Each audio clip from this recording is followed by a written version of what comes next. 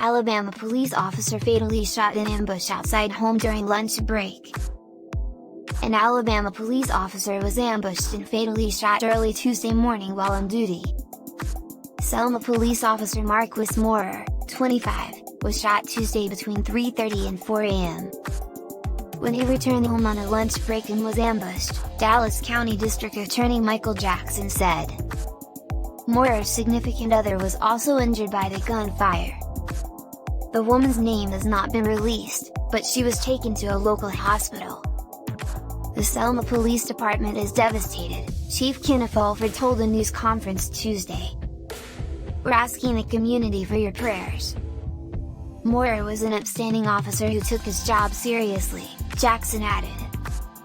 He was lauded for making Selma's first heroin arrest in a decade in 2019, shortly after he joined the police force.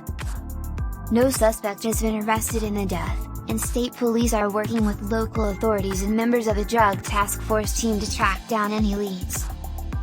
The death comes amid an uptick in anti-police sentiment across the country following protests and riots against police brutality and calls to defund police departments from the Black Lives Matter movement and Democratic lawmakers.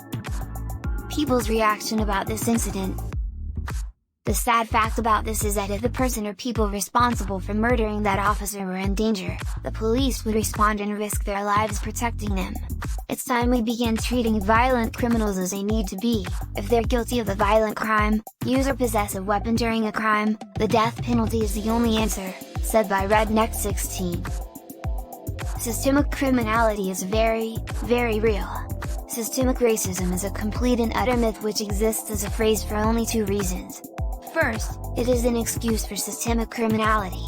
Second, progressives use it as justification for wealth redistribution. Wealth redistribution is a scheme whereby progressives take money via taxation from people that would never vote for their fantasies and use that money to buy votes from people too gullible to know better. Reason, not emotion. How come there aren't any white athletes protesting the death of innocent people and law enforcement officers? They should sing the cops' theme song before the Black National Anthem. And after it the names and pictures of all of the fallen cops killed by these subpar human parasites. World gone mad. Theoretically speaking, if there were a racial group with a much higher violent crime rate than all the others, would it make sense for other people to take extra precautions in their presence?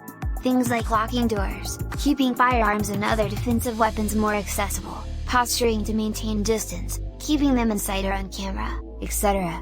Or perhaps making efforts to avoid the presence of this relatively dangerous demographic group altogether? Would it make sense if perhaps some people might prefer to live in places where that extra violent demographic group would be absent? Reality 64.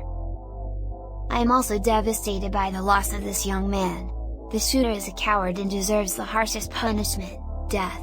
The coward has no excuses and I don't want to hear about him having hardships. The left and the woke can be evil and he is probably on that side of the coin. God bless this Selma officer and his family, TWUAD.